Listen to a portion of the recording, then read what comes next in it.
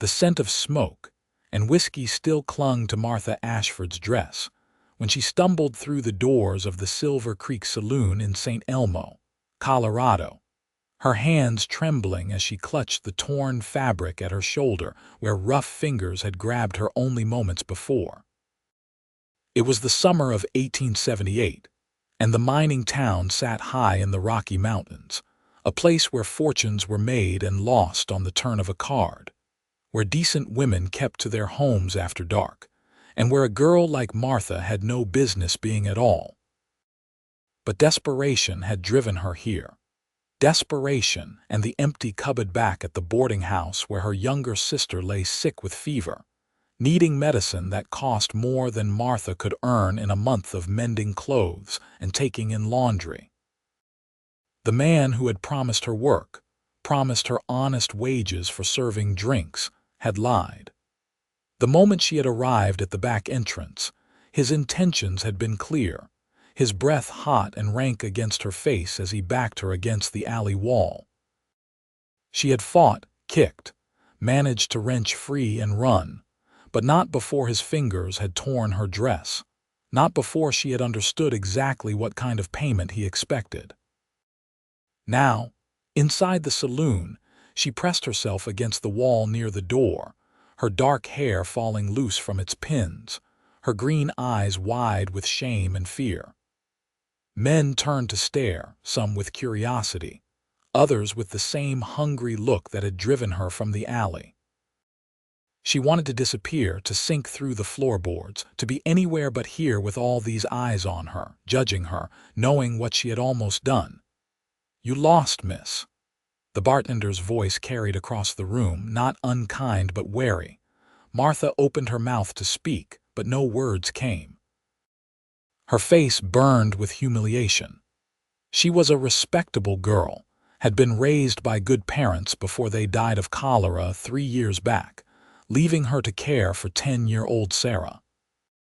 She had fought so hard to maintain their reputation, to keep their heads above water, and now here she stood in a saloon with her dress torn, looking like exactly the kind of woman she had sworn never to become. She turned her face away, one hand rising instinctively to hide her shame.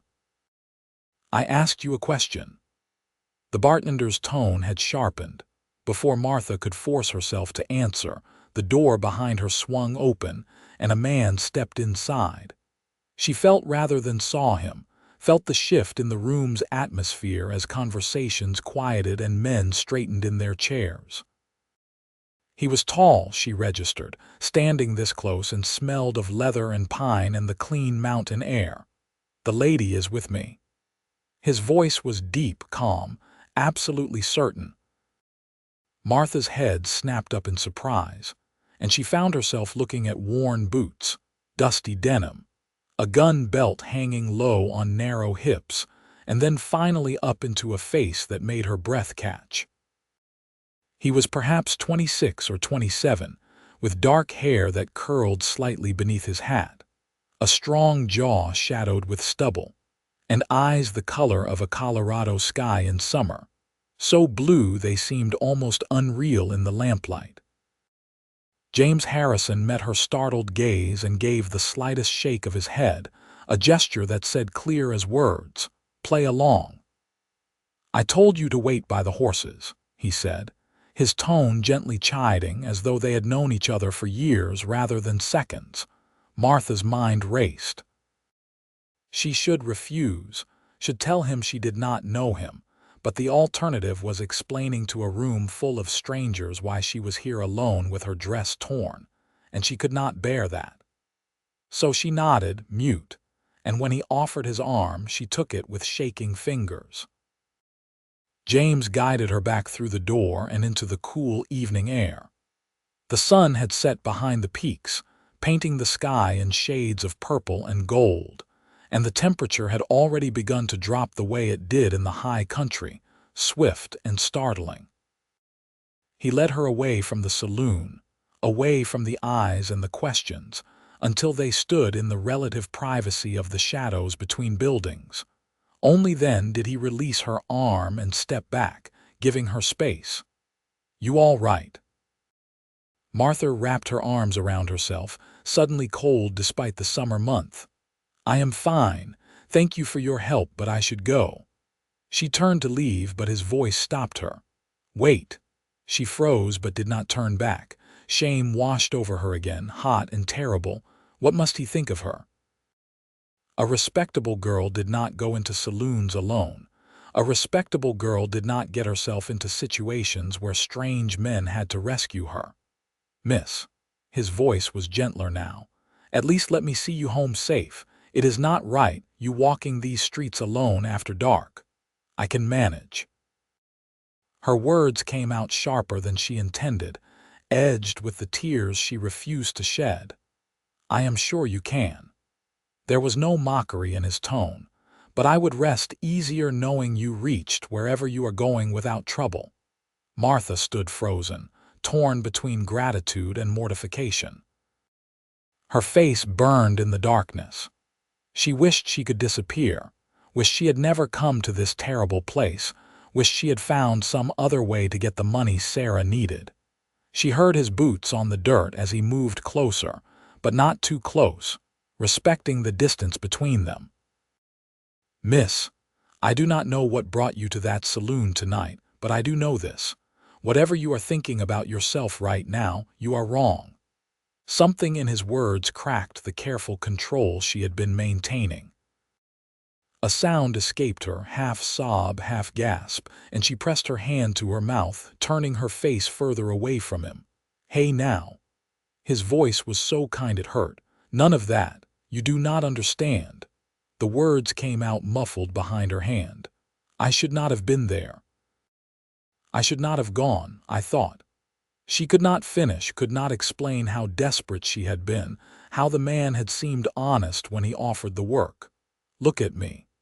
Martha shook her head, keeping her face turned away, her shame too great. She heard him move, felt him step closer, and then his hand, calloused but gentle, touched her chin. The contact sent a shock through her, unexpected and electric. Slowly, carefully, he applied the barest pressure, turning her face toward his. "Look at me," he repeated, softer this time. Martha resisted for a heartbeat longer, then let him guide her. She raised her eyes to his, expecting judgment, expecting disgust, but finding neither. In the dim light, his expression was serious, concerned, and something else she could not quite name. "Whatever happened tonight," James said, his thumb still resting against her chin, "whatever you think you did wrong, let it go. I see a young woman who is scared and hurting, not whatever story you are telling yourself about who you are." Tears spilled over then, hot tracks down her cold cheeks. "You do not know me." "No," he agreed, "but I know that look in your eyes. I have seen it before in people who are carrying more weight than they should have to bear alone." His hand dropped from her face, but his gaze remained steady on hers. "My name is James Harrison. I run a horse ranch about 5 miles outside of town, and I am offering, with no strings and no expectations, to see you safely home." Martha studied his face, searching for deception, for the cruel twist that would reveal this kindness as another trap. But his eyes remained clear, honest, patient. Finally, she nodded. "Martha Ashford, I am staying at Mrs. Henderson's boarding house on Creek Street." "I know it." James gestured toward the main street. "Shall we?" They walked in silence at first, Martha hyper-aware of his presence beside her, of the way he positioned himself between her and the street, shielding her from view. The town was quieting for the night, though laughter and piano music still drifted from the saloons. A few miners passed them, but James's steady presence seemed to deflect their attention. "How long have you been in St. Elmo?" James asked after a few minutes, his tone conversational, clearly trying to put her at ease. "Nearly 6 months." Martha kept her eyes on the road ahead. "My sister and I came after we had nowhere else to go. Family. Dead." The word came out flat, final. "It has been just Sarah and me for 3 years now. James was quiet for a moment. That is a heavy burden for someone so young. I am 20 years old, Martha said, a defensive edge creeping into her voice. Plenty old enough to take care of a child. I did not mean to suggest otherwise. His response was mild, unbothered by her prickle of pride. But that does not make it easy. Martha felt her shoulders relax slightly. No, it does not. They turned onto Creek Street, passing dark houses where respectable families slept. Martha felt the weight of what she had almost done press down on her again. If that man had succeeded, if she had been forced to submit to his demands, she would have been ruined. No one would have hired her for even the meanest work. She and Sarah would have been destitute. Here. She stopped in front of Mrs. Henderson's two-story frame house. A single lamp burned in the front window. "Thank you, Mr. Harrison, James," he corrected, "and you are welcome." He tipped his hat to her, and she thought he would leave then, but he hesitated.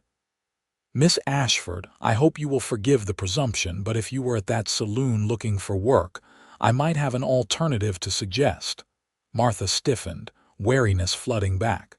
"What kind of alternative?" "The honest kind," James said quickly, reading her reaction. "I have a housekeeper, Mrs. Chen, who has been wanting help with the laundry and mending. The ranch is growing. I have 6 men working for me now, and the washing alone is more than one person can manage. It would be day work, no room and board, but I could pay 50 cents a day plus a midday meal. 50 cents a day." Martha's mind raced. That was more than she made in a week with her current piecework. In 2 weeks, she could afford the medicine Sarah needed and food besides. But it seemed too good, too easy. There had to be a catch. "Why would you offer this to me? You do not know me. I could be a terrible worker. I could be a thief." James smiled, the expression transforming his face, making him look younger. "Are you a thief?" "No, then I will take my chances." His expression sobered. "Look, Miss Ashford, I understand if you do not trust the offer, but it is genuine. Come out tomorrow if you like, meet Mrs. Chen, see the place. If it does not suit you, no hard feelings. But if you need the work, it is there."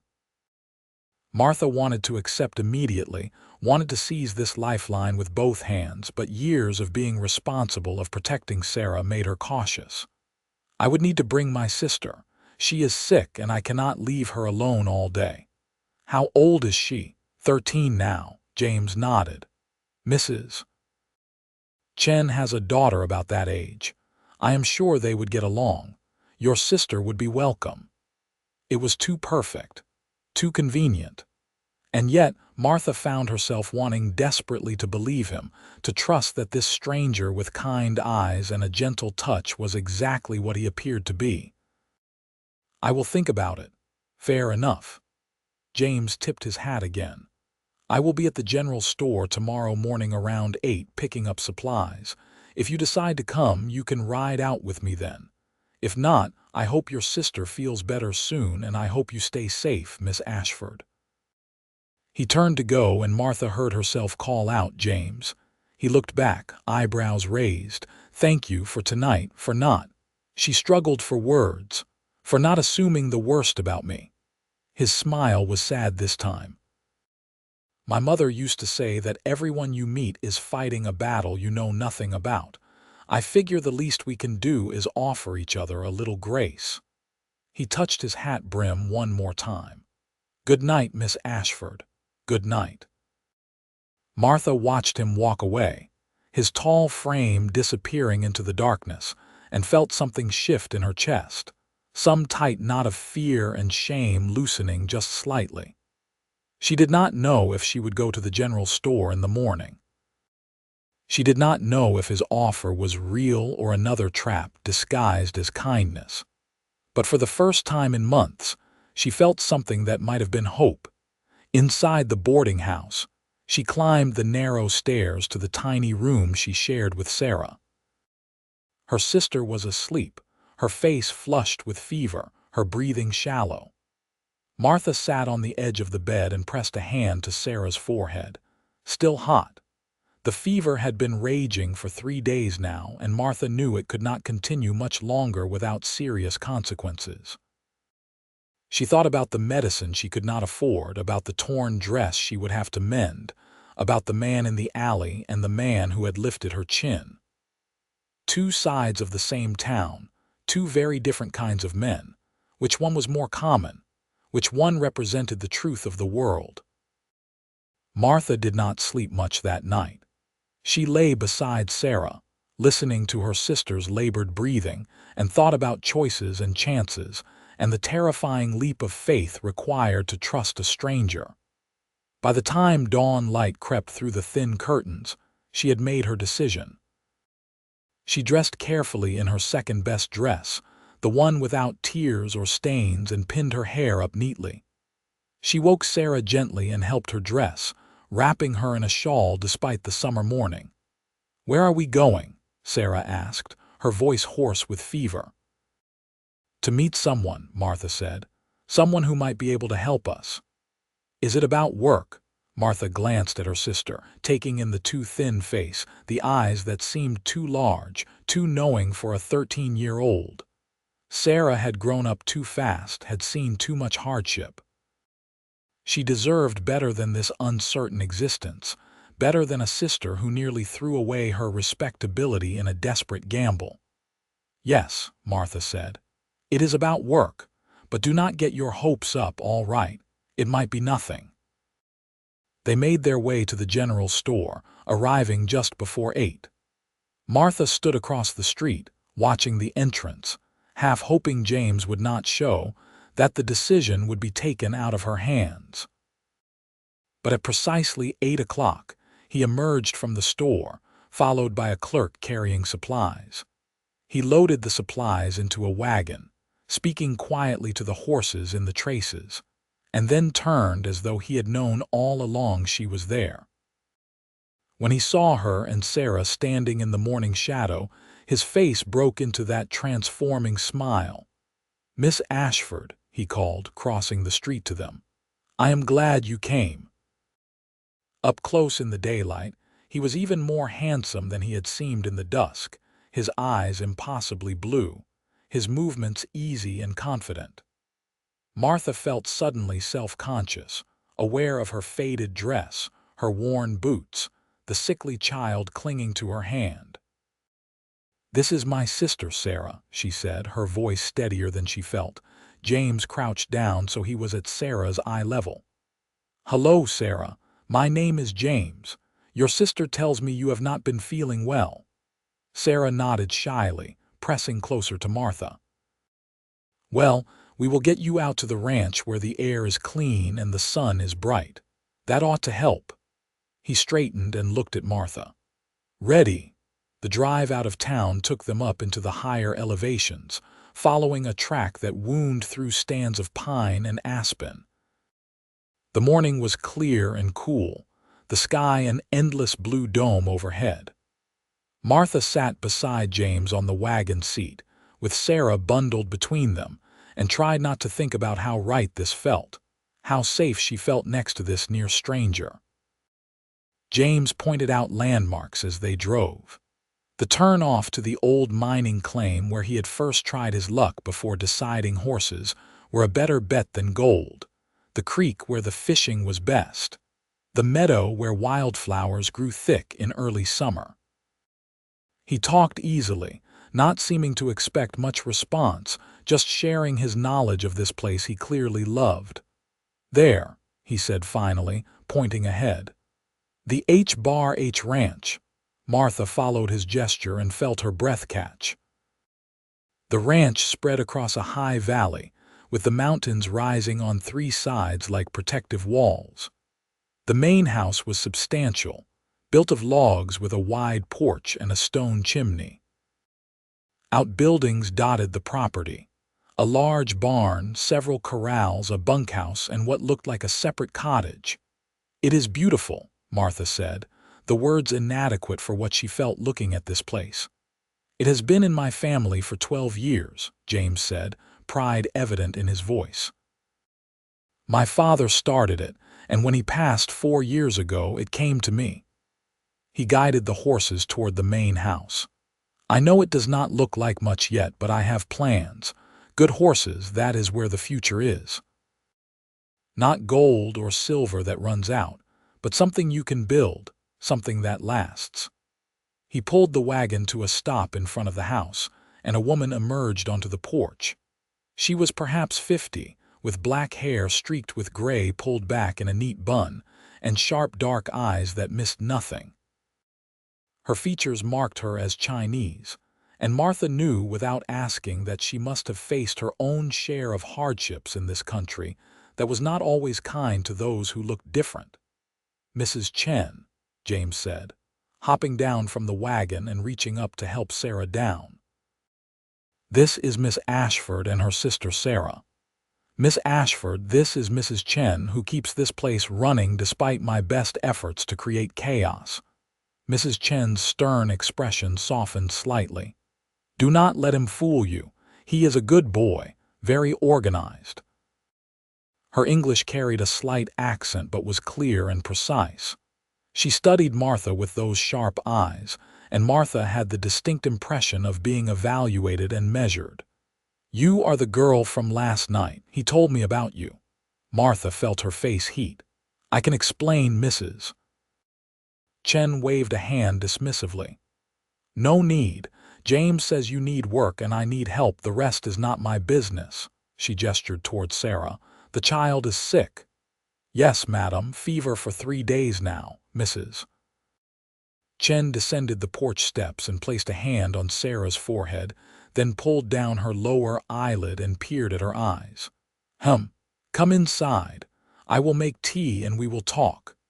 The inside of the house was a revelation. Martha had expected a typical bachelor dwelling, all rough furniture and neglect, but instead found a home. The main room was large and open, with a stone fireplace, comfortable furniture, and windows that let in streams of golden light.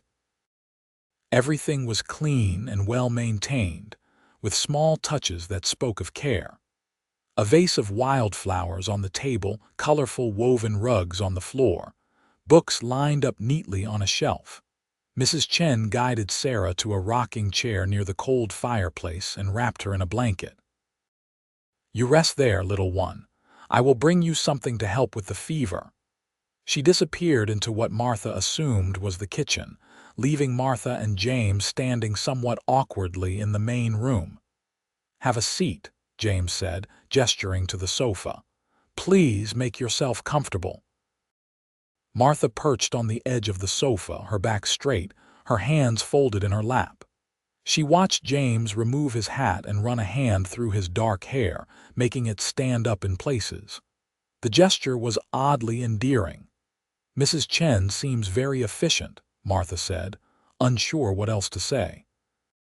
"She is a force of nature," James agreed, settling into a chair across from her. "She came to work for my father 8 years ago after her husband died in a mining accident. Her daughter Lily was just a baby then. My father offered her the cottage and a job, and she has been here ever since. I honestly do not know what I would do without her." Mrs. Chen returned with a tray bearing a teapot and cups, and a separate steaming mug that she handed to Sarah. "Drink this slowly. It will taste bitter, but it will help." Sarah obediently sipped the concoction, her face twisting at the taste.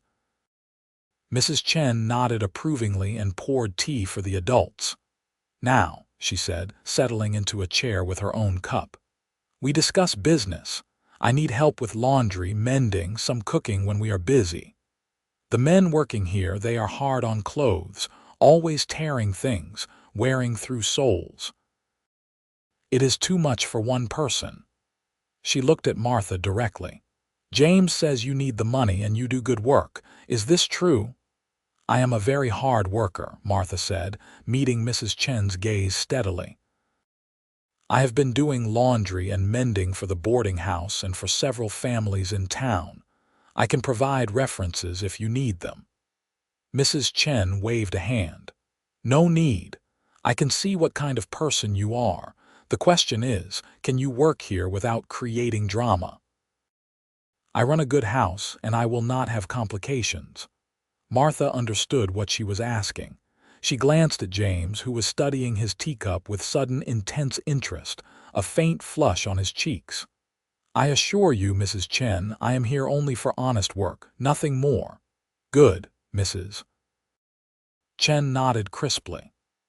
"Then we try it. You come 3 days a week to start, Monday, Wednesday, Friday. We see how it goes. If it works, maybe more days. 50 cents a day plus midday meal for you and your sister. You bring her when she is sick. She can stay with me and Lily. When she is well, she can help with small things and I will teach her." "Agreed, agreed." Martha felt tears prick at her eyes again, but these were different tears, tears of relief and gratitude. "Thank you, Mrs. Chen, thank you so much. Do not thank me yet. Wait until you see the pile of laundry." Mrs. Chen stood briskly. "Come, I will show you the work area and we will start you today since you are here. James, you have work to do, I am sure." "Yes, madam." James rose, settling his hat back on his head. He caught Martha's eye as she stood to follow Mrs. Chen. "Welcome to the H-Bar, Miss Ashford." "Thank you," Martha said softly, "for everything." His smile was warm, genuine, and sent an unexpected flutter through her chest. Then he was gone, the door closing behind him, and Martha was following Mrs. Chen toward the back of the house, toward this new chance, this unexpected hope. The work was hard, as Mrs. Chen had warned. The pile of laundry seemed endless, and the mending basket overflowed with torn shirts and pants that needed patching. But Martha did not mind. She worked steadily, her hands moving with practiced efficiency, while Mrs. Chen worked beside her and Sarah dozed in the rocking chair, the tea already seeming to help. As they worked, Mrs. Chen talked, sharing bits of information about the ranch, about James, about life in this high valley. "He is a good man," she said at one point, scrubbing at a stubborn stain.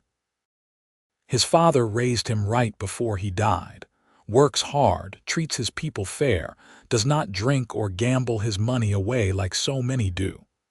She glanced at Martha. "He is also lonely, though he would never say it." Martha kept her eyes on the shirt she was mending. "That is not really my concern, Mrs. Chen." "No," Mrs. Chen agreed. "I suppose not. I am just saying it is nice to see him smile the way he did this morning.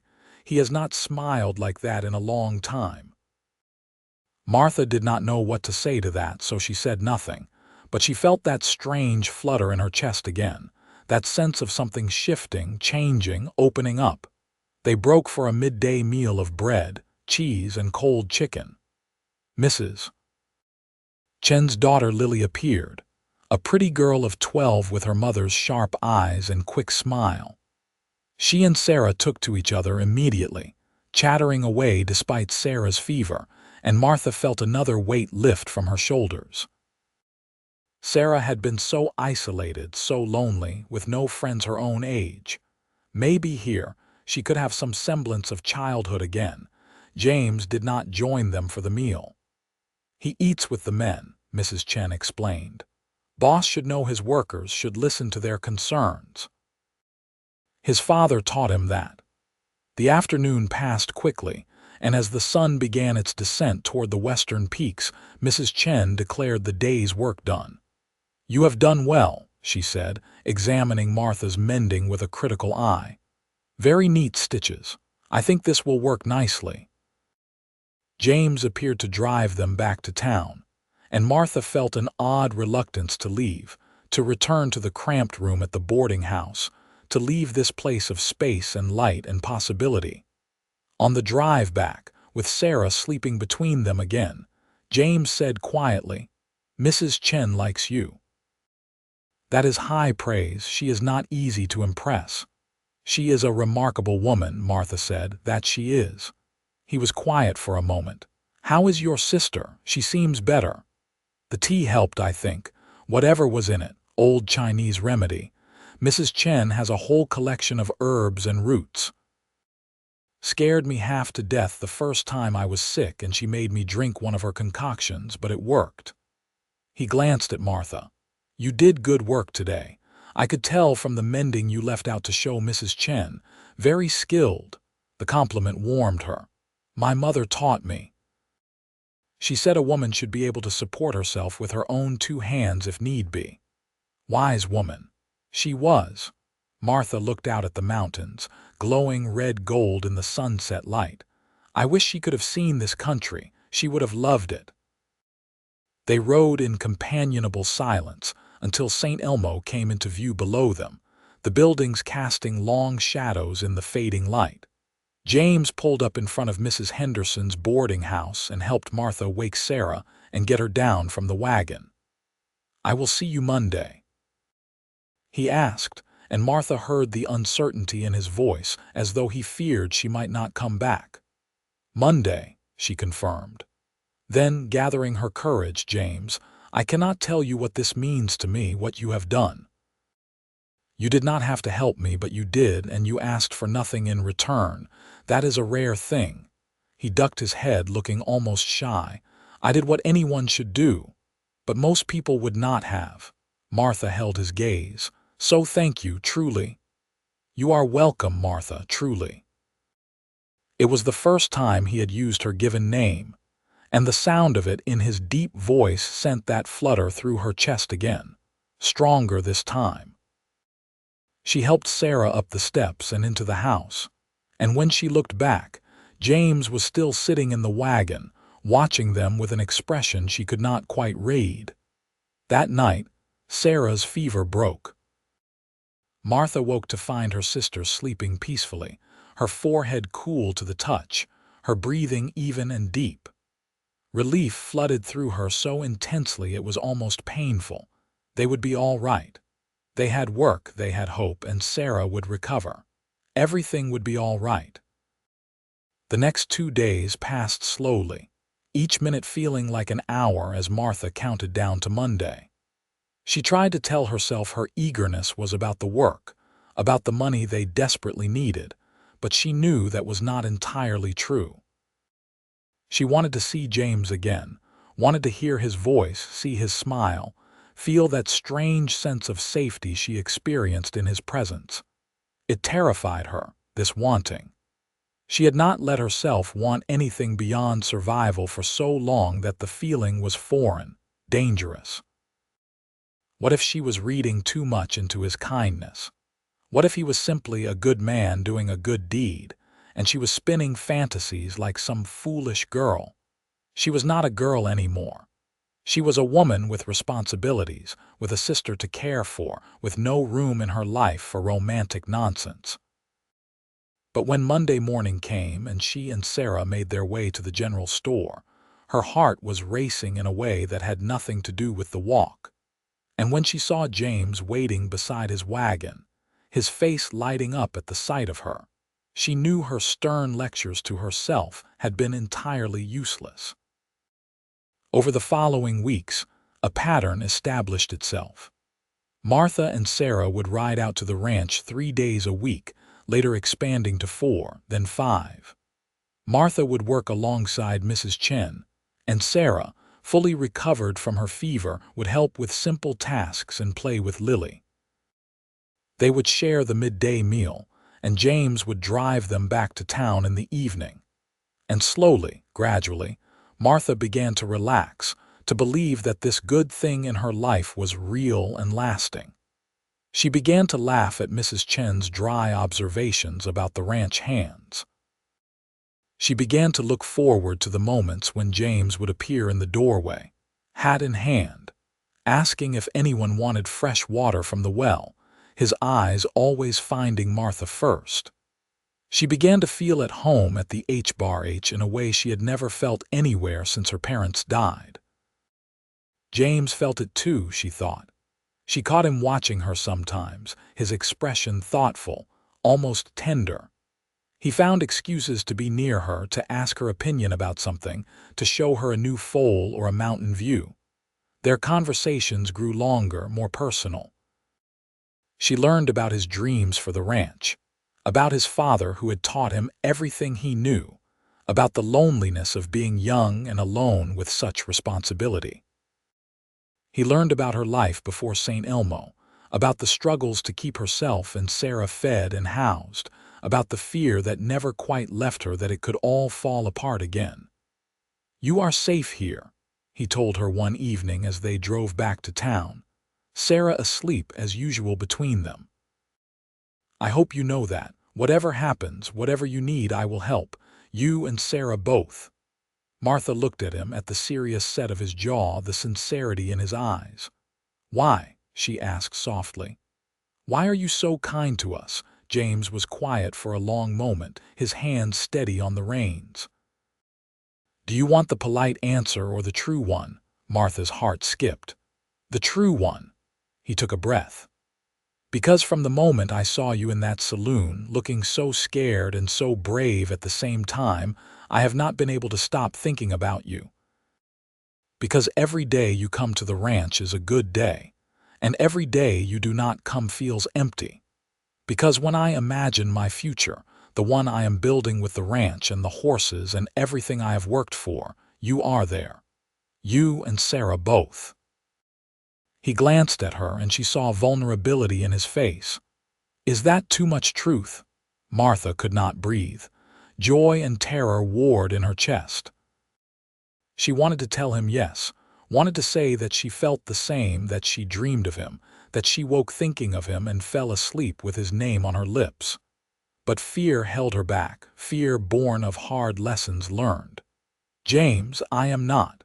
I cannot be what you might want.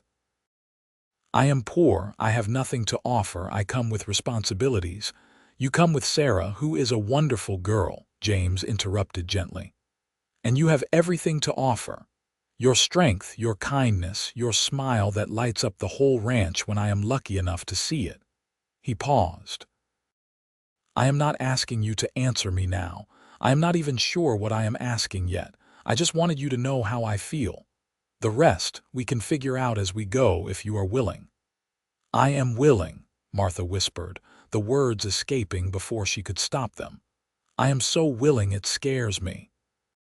James's face transformed, that beautiful smile breaking across his features like sunrise. "Do not be scared. Whatever comes, we will face it together." They did not speak more of it that night, but when James helped Martha down from the wagon, his hands lingered on her waist for a moment longer than necessary. And when their eyes met, the promise in his gaze made her knees weak. Over the next months, their relationship deepened and grew. James began courting her properly, despite Mrs. Chen's knowing looks and the ranch hand's good-natured teasing. He brought her wildflowers picked from the high meadows. He taught her to ride, his hands steadying her as she learned to sit a horse, his patience endless as she struggled with the reins. He included Sarah in everything, treating her not as an obligation but as someone he genuinely cared for, and Martha watched her sister bloom under his attention, laughing more than she had in years. In October, when the aspens turned gold and the nights grew cold, James asked Martha to marry him. They were alone in the barn, Martha having brought him lunch while he worked with a new horse. He set down his sandwich, wiped his hands on his pants, and took her hands in his. "I know we have not known each other long," he said, "just a few months. But I know my heart, and I know you are what has been missing from my life. Marry me, Martha. Be my wife. Let me be a husband to you and a brother to Sarah. Help me build this ranch into something our children can be proud of. Say yes." Martha looked into his blue eyes, so earnest, so full of love, and all her fears fell away. This was right. This was what she had been moving toward from that first night when he lifted her chin and told her to look at him. "Yes," she said, her voice strong and sure. "Yes, I will marry you." James let out a whoop of joy and lifted her off her feet, spinning her around while she laughed and clung to his shoulders. When he set her down, he kissed her, soft and sweet and full of promise, and Martha felt herself fall completely, irrevocably in love. They were married in November, a small ceremony in the parlor of the ranch house with Mrs. Chen, Lily, Sarah, and the ranch hands in attendance. The minister from St. Elmo performed the service, and when he pronounced them husband and wife, James kissed Martha in front of everyone, not caring who saw, declaring his love openly and proudly.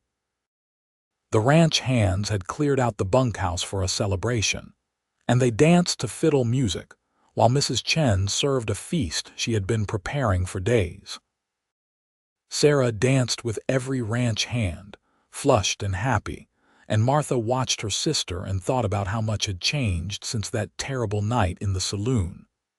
She had almost lost everything that night, had almost made a choice that would have ruined her. But instead she had found James, and he had given her not just work but a home, a family, a future. "What are you thinking?" James asked, pulling her close as they swayed to a slow song.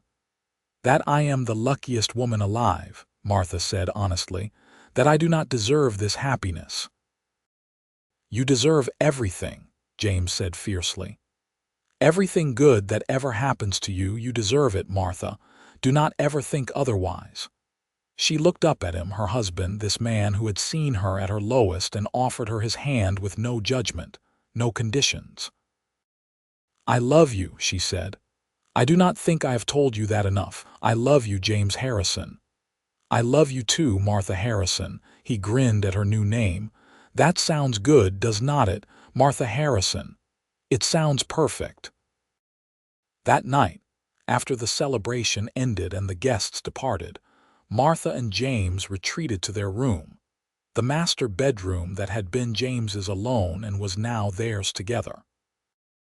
Martha was nervous, inexperienced, but James was patient and gentle, showing her with his hands and his words how much he loved her, how much he desired her, taking his time until her nervousness transformed into something else entirely.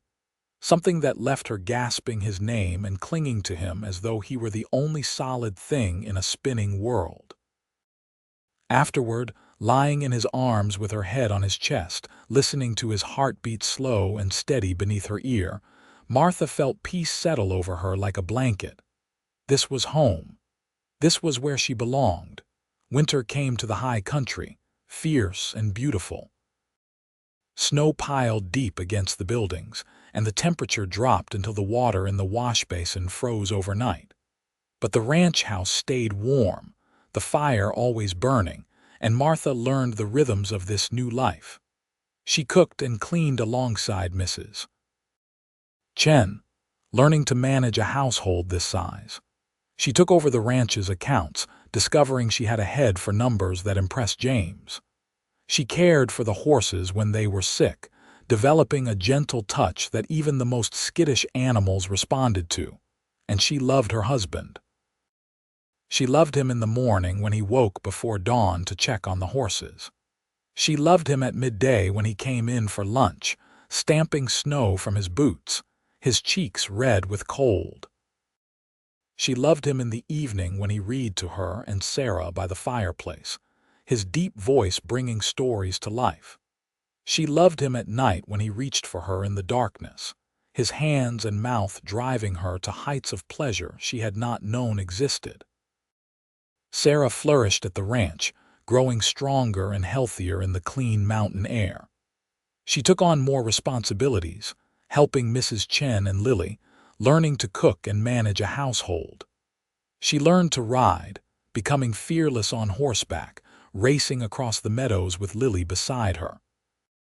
And she adored James, who treated her with unfailing kindness and patience, teaching her things, listening to her dreams, making her feel valued and important.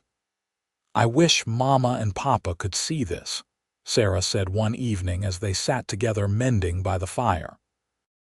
"They would be so happy that we found James." "They would," Martha agreed, her throat tight with emotion. "They would love him."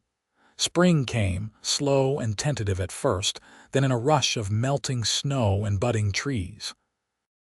The ranch came alive with new foals, and Martha stood at the corral rail beside James, watching the long-legged babies learn to run, and felt her heart swell with contentment. It was in late spring, as the wildflowers began to bloom across the meadows, that Martha realized she had missed her monthly courses. Once might have been chance, but twice was significant. She said nothing at first, afraid to hope, afraid of disappointment. But when a third month passed and her body began to change in other subtle ways, she could no longer deny it. She told James one evening after supper, pulling him aside to the privacy of their room. "I have something to tell you," she said, taking his hands in hers. "I am fairly certain I am with child." James went very still. "Truly, truly." For a moment he just stared at her, and Martha felt a flutter of worry. Did he not want this? They had never discussed children, had been so focused on building their life together that the future had seemed distant and abstract. But then his face broke into the widest smile she had ever seen, and he let out a shout of pure joy, lifting her into the air and spinning her just as he had when she accepted his proposal. "We are having a baby," he said, setting her down but keeping his hands on her waist as though afraid she might disappear. "Martha, we are having a baby." "We are," she confirmed, laughing at his exuberance. "Are you happy?" Happy does not begin to cover it. He pulled her close, resting his forehead against hers. "You have given me everything, do you know that? Everything I ever wanted and things I did not even know to dream about. I love you so much." "I love you too." The pregnancy was not easy. Martha suffered from sickness in the early months that left her weak and miserable, though Mrs. Chen's teas helped somewhat. James hovered like an anxious mother hen, much to everyone's amusement, trying to prevent Martha from doing any work at all until she firmly told him she was pregnant, not dying, and needed something to do or she would go mad. As summer deepened and Martha's belly swelled with their child, James became more protective, insisting she rest more, eat more, take better care of herself. It was sweet but also frustrating, and they had their first real argument over whether she should be allowed to ride a horse in her condition. James said absolutely not. Martha said she was perfectly capable of a gentle ride, and Mrs. Chen ended the dispute by siding with James, saying it was not worth the risk. "I am not fragile," Martha protested to Mrs. Chen after James had left, still irritated. "No," Mrs. Chen agreed. "But that baby you carry is precious and he is scared. Let him fuss. It comes from love." Martha sighed but knew Mrs. Chen was right. James was scared, terrified really, though he tried to hide it. His own mother had died giving birth to him, a fact he had shared with Martha in the quiet darkness of their room, his voice tight with old grief. He was afraid of losing Martha, afraid of losing the baby, afraid of all the things that could go wrong. So Martha let him fuss, let him help her up and down the stairs, let him insist she eat an extra serving at meals. And in return, she tried to reassure him, to show him that she was strong, that she and the baby would be fine, that they would come through this together. Autumn came again, the aspens turning gold, and Martha's time drew near. James arranged for a doctor to come from Buena Vista, the nearest real town, and to stay at the ranch for a week around the expected time. Mrs. Chen prepared everything needed for the birth, having delivered babies before, including her own daughter. Sarah and Lily were sent to stay with a neighboring ranch, despite Sarah's protests that she wanted to help. The labor began on a cool October morning, waves of pain that started slow and built gradually throughout the day. Martha tried to be brave, tried not to show how much it hurt, but eventually she could not help crying out, gripping James's hand until she thought she might break his fingers. "You are doing so well," James murmured, wiping her forehead with a cool cloth. "So strong, so brave. I love you. I am here." "Do not leave," Martha gasped between contractions. "Promise you will not leave." "Never," James vowed. "I am not going anywhere." The doctor and Mrs. Chen worked efficiently, offering encouragement and instruction. The pain became everything, a red wave that crashed over Martha again and again until she thought she could not bear another moment. But then Mrs. Chen was saying push. The doctor was guiding the baby and James was holding her, supporting her, his voice in her ear telling her she could do this. She was almost there, just a little more. And then, in a rush of relief and joy and overwhelming emotion, the baby was born. A son, perfect and beautiful with dark hair and a lusty cry that announced his arrival to the world. "A boy," the doctor said, handing the infant to Mrs. Chen to clean. "A healthy boy." James was crying, tears streaming down his face as he kissed Martha's forehead, her cheeks, her lips. "You did it. You did it. He is perfect. You are perfect. I love you so much." Martha was crying too, exhausted but elated as Mrs. Chen placed the baby in her arms. She looked down at her son, at his tiny, perfect face, his little fists waving in the air, and felt love so intense it was almost painful flood through her. "Hello," she whispered to him. "Hello, little one. I am your mama and this is your papa and we love you so very much." James reached out a tentative finger to touch his son's hand, and the baby immediately grasped it with a grip that made James laugh through his tears. "He is so strong. Look at that grip." They named him Joshua Paul Harrison, Joshua for James's father and Paul for Martha's. Little Joshua was a good baby, though he had healthy lungs and was not shy about using them when he wanted food or attention. Martha recovered quickly from the birth, her youth and strength serving her well, and soon she was back to helping with the ranch work, though now with a baby on her hip or sleeping in a cradle nearby. James was a devoted father, taking to the role as naturally as he did everything else. He would walk Joshua around the ranch in the evenings, showing him the horses and the mountains, talking to him in that deep voice about the life they would build together, the things he would teach him. Martha would watch them from the porch, her heart full to bursting, and marvel at how her life had turned out. Sarah came home from the neighboring ranch, thrilled to meet her nephew, and immediately appointed herself his guardian and helper. She would sit for hours with Joshua in her lap, telling him stories, singing to him, rocking him when he fussed. The bond between them was instant and deep, and Martha knew her son would grow up loved and protected by his aunt. The years passed, measured in seasons and growth. Joshua learned to walk, his first steps taking him straight into his father's waiting arms. He learned to talk, his first word Dada, which made James insufferably proud. He learned to ride, sitting in front of James on his big gelding, fearless and laughing. When Joshua was 3, Martha gave birth to twins, a boy and a girl they named Matthew James and Margaret Rose. The birth was harder than Joshua's had been, the labor long and difficult, but both babies were healthy and strong, and Martha recovered, though more slowly this time. James hired additional help for the house, insisting that Martha and Mrs. Chen could not manage 3 small children and all the household work. A young woman named Rose came to work at the ranch, and later a man named Tom to help with the more physical labor. The ranch prospered, James's careful breeding program producing horses that were sought after throughout Colorado and beyond. Sarah grew into a beautiful young woman, and at 18 she married one of the ranch hands, a good man named Daniel Wright who had been courting her for a year.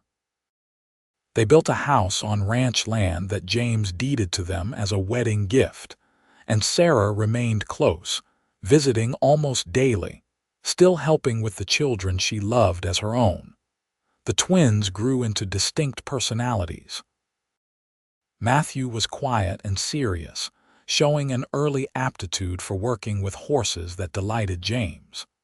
Margaret was bold and fierce, determined to do everything her brothers did and do it better. Joshua, as the eldest, was protective of his younger siblings, but also loving and patient in a way that reminded Martha so much of James it made her heart ache. When Joshua was 7, Martha realized she was pregnant again. She was older now, 31, and this pregnancy felt different, harder on her body. James fretted constantly, insisting she rest more, do less. The birth, when it came, was the most difficult yet, and for a few frightening hours the doctor feared they would lose either mother or child or both. But Martha was strong, stubborn, refusing to give in. She fought her way through the pain and delivered a healthy daughter they named Mary Ann, after both their mothers. Mary Ann was tiny but fierce from the start, with her father's blue eyes and her mother's determination. "That is it," James declared as he held his newborn daughter, Martha resting exhausted in their bed. "No more babies. I cannot go through that again. I thought I was going to lose you." Martha smiled weakly. "I think you are right. 4 is a good number. A nice, complete family." "Complete," James agreed, bringing Mary Ann to Martha so she could nurse. "Everything I never knew I wanted." The years continued to roll by, bringing both joys and sorrows. Mrs. Chen's health began to fail as she aged, and eventually she moved into the main house where Martha and Rose could care for her more easily. She died peacefully in her sleep at the age of 68, with her daughter Lily and her adopted family surrounding her. They buried her in the ranch cemetery James had established, under an aspen tree she had loved, and Martha cried for the loss of this woman who had become her mother, her teacher, her friend. But life went on as it always does. The children grew and thrived. Joshua showed early signs of becoming a fine horseman and rancher, learning everything James could teach him. Matthew surprised everyone by showing an interest in medicine after helping the ranch's veterinarian with a difficult foaling, and James and Martha began making plans to send him to medical school back east. Margaret declared she was going to be the best horse trainer in Colorado, and given her natural talent and stubborn determination, no one doubted her. And little Mary Ann, the baby of the family, charmed everyone with her sweet nature and quick smile. Sarah and Daniel had children of their own, 3 daughters who were constant companions to Martha and James's brood. The ranch expanded, new buildings going up, more land acquired, the horse breeding program gaining a national reputation. James hired more men, built better facilities, invested wisely, and slowly but surely built the H into one of the most successful ranches in Colorado. But through all the growth and change, through all the busy days and challenges, the heart of everything remained James and Martha's love for each other. They still walked together in the evenings when they could, still talked for hours by the fire after the children were asleep.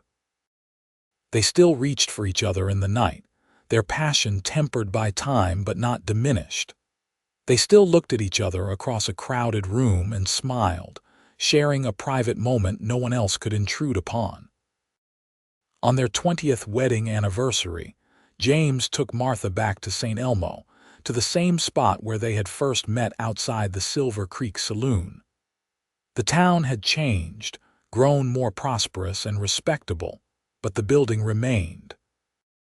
"I come here sometimes," James admitted as they stood looking at it in the evening light. "When I am in town for supplies, I think about that night, about how close I came to never meeting you. What if I had decided to camp outside of town instead? What if I had stopped somewhere else? What if you had not had the courage to accept my offer of work? But you did not, and I did," Martha said, taking his hand. "We found each other, James. Despite everything that could have gone wrong, we found each other." "I loved you from that first moment," James said softly. "When I saw you in that saloon, trying so hard to be invisible, so ashamed and so scared. I knew right then that you were someone special, someone worth knowing. You lifted my chin and told me to look at you, Martha remembered. You made me see myself differently. You gave me hope when I had none left. You gave me everything, James countered. A home, a family, a reason to build something that matters. I was existing before you, going through the motions, but you made me live. Martha turned to face him, this man who had saved her life in every way that mattered. His hair was starting to gray at the temples now, lines bracketing his eyes and mouth, but he was still the handsomest man she had ever seen, still the one who made her heart race when he smiled at her. "I love you, James Harrison," she said. 20 years married, and I love you more now than I did on our wedding day. I did not think that was possible, but it is. I love you too, Martha." James pulled her close and kissed her, right there on the street where anyone might see, not caring about propriety or what people might think. "Here is to 20 more years and 20 after that, and as many as we are blessed to have." They did have more years, many of them. They saw Joshua grow into a man and take over more and more of the ranch operations, eventually marrying a sweet girl from Denver and starting a family of his own on the ranch. They sent Matthew to medical school and welcomed him home 4 years later as Dr. Matthew Harrison, who set up a practice in St. Elmo but lived at the ranch, riding out to treat patients throughout the county. They watched Margaret become exactly what she had promised, one of the finest horse trainers in the state, turning down multiple offers from wealthy horse breeders back east because she loved the ranch and could not imagine leaving. Little Mary Ann grew into a beautiful young woman who shocked everyone by becoming a teacher, opening a school on ranch property to educate not just her own nieces and nephews, but also the children of the ranch workers and nearby families. She had her father's patience and her mother's determination, and she transformed dozens of lives with her dedication to education. James and Martha became grandparents many times over, their house filled with the sounds of children at holidays and birthdays. They became respected elders of their community, people coming to them for advice, for help, for wisdom gained through years of hard work and love. The H Ranch became legendary, not just for its horses but for the family that ran it, for the example they set of hard work, integrity, and devotion to each other. As they grew older, James and Martha spent more time on the porch, watching the sun set behind the mountains, holding hands like young lovers. They talked about the past, about that night in St. Elmo that had changed everything, about the life they had built together. They talked about the future, about what would happen to the ranch when they were gone, though Joshua was more than capable of taking the reins. "I have no regrets," Martha said one evening as they rocked together on the porch, the summer air soft and warm around them. "Not one. Everything that happened, all the hardship and struggle before I met you, it was worth it to end up here with you with this life we built." "Neither do I," James agreed. "Well, maybe one. I wish I had more years with you. However many we get will never be enough." Martha leaned her head on his shoulder. "Then we will just have to make the most of every day we have." They did exactly that. James died at the age of 78 in his sleep, peacefully, with Martha beside him. He had worked in the barn that day, checking on a pregnant mare, had eaten dinner with his family, had sat on the porch with Martha watching the stars come out. He had kissed her good night, told her he loved her, and simply not woken the next morning. Martha grieved him terribly, the loss cutting deeper than she could have imagined. But she did not fall apart. She had their children, their grandchildren, the ranch he had built, and the memories of 56 years of love to sustain her. She continued to live at the ranch, surrounded by family, still sharp and capable even as her body grew frail. She died 4 years later, at 82, with all her children around her. Her last words were James, spoken with a smile, and those who heard said she looked like a young woman again in that moment, seeing something or someone only she could see. They buried her next to James in the ranch cemetery, under the towering pines with the mountains rising behind them. The whole county turned out for her funeral, testament to the impact she and James had made on their community. But it was Joshua, now 57, and Gray himself, who spoke the words that mattered most at her graveside. "My mother and father built something that will last," he said, his voice carrying across the gathered crowd. "Not just this ranch, though it will continue. Not just this family, though we are strong. They built a legacy of love, of kindness, of never giving up no matter how hard things got. My mother could have given up that night in town when she was at her lowest, but she did not. My father could have looked the other way, but he did not. They chose each other. They chose love, and that choice echoed through every day of their lives and will echo through ours and our children's and their children's after them." He paused, tears streaming down his weathered face. "They taught us that love is not just a feeling. It is a choice you make every single day.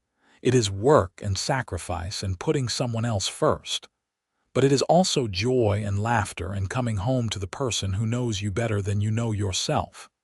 They gave us that example, and I can only hope to live up to it." As the years passed, the H remained in the Harrison family, passed down through generations. The ranch house was expanded, modernized in some ways but keeping its essential character. The original main room where James and Martha had shared so many evenings remained unchanged, a museum to their memory, with their rocking chairs still sitting by the fireplace, their wedding portrait on the wall.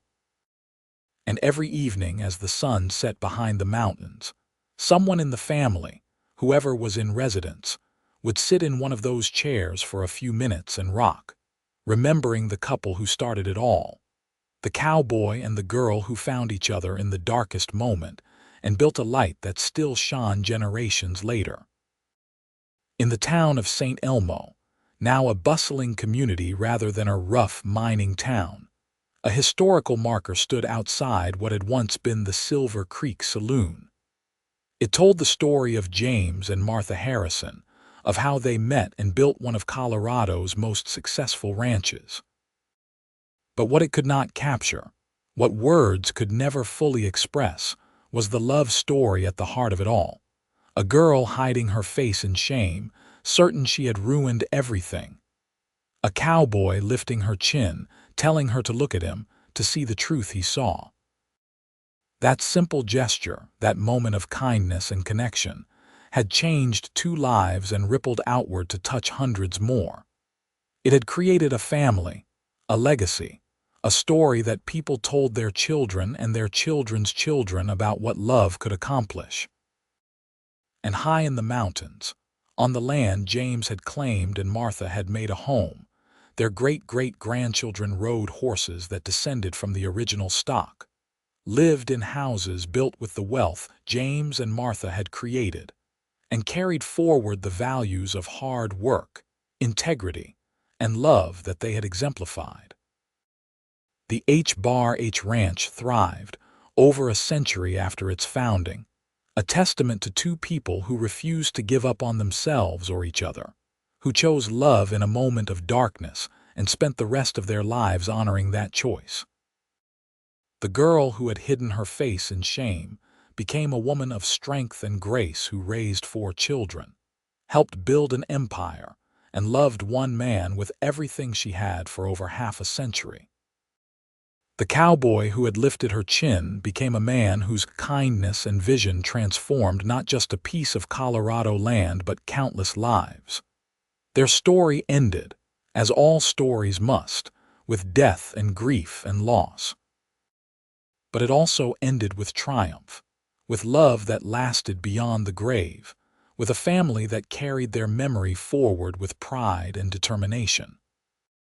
It ended the way all the best love stories end, with the certainty that what they built together would outlast them both, that their love had created something eternal. And on quiet evenings, when the wind whispered through the pines and the mountains glowed in the sunset light, those who knew how to listen could almost hear them, James and Martha, laughing together somewhere beyond the veil, still holding hands, still in love, still together in whatever comes after this life ends and the next begins. Their love story, which began with shame and fear in a rough mountain town in 1878, became legend, became inspiration, became proof that one moment of kindness, one choice to see the best in someone rather than the worst, could change everything. They started with nothing but each other and built a dynasty. They faced hardship and struggle and the challenges that come with any long life, but they faced them together, and that made all the difference in the end. That is what mattered most. Not the ranch or the money or the success, though those were significant. What mattered was that Martha Ashford, frightened and alone, met James Harrison, kind and true, and together they created a love that sustained them through everything life threw at them. They proved that happy endings are not just for fairy tales, that ordinary people can build extraordinary lives if they have the courage to reach for each other in the darkness and hold on tight. The girl hid her face with shame.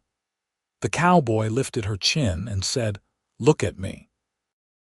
And in that simple exchange, in that moment of connection and compassion and courage, a love story began that would echo through generations, inspiring all who heard it to believe that true love, the kind that lasts, the kind that builds, the kind that transforms, is not only possible but worth fighting for with everything you have. Their story ended, but their legacy lived on in every child who bore their names, in every horse that ran across their land, in every sunset viewed from the porch they had rocked on together, in every couple who heard their story and dared to believe that they too could find a love that lasting. James and Martha Harrison built something that would never die, something that transcended flesh and blood and bone. They built a love story for the ages, and it remained alive and vital as long as there were people who believed in the power of kindness, the strength of commitment, and the transformative magic of two people who choose each other and never look back. In the end, after all the years and all the stories and all the lives they touched, it came down to something beautifully simple. A man saw a woman who needed help and offered his hand. A woman saw a man offering kindness and had the courage to accept it. And from that beginning, from that simple choice made in a moment of fear and hope, everything else flowed. The ranch, the family, the legacy, the love that sustained them both until their final breaths and beyond. That is the story of James and Martha Harrison. That is the love story of the H Ranch. That is what happens when someone hides their face in shame and someone else gently lifts their chin and says, "Look at me." And in looking, they both see the future they will build together, a future of love and hope and happiness that nothing can diminish or destroy. Their story ended as it began, with love, with hope, with the certain knowledge that they had found in each other everything they had ever needed.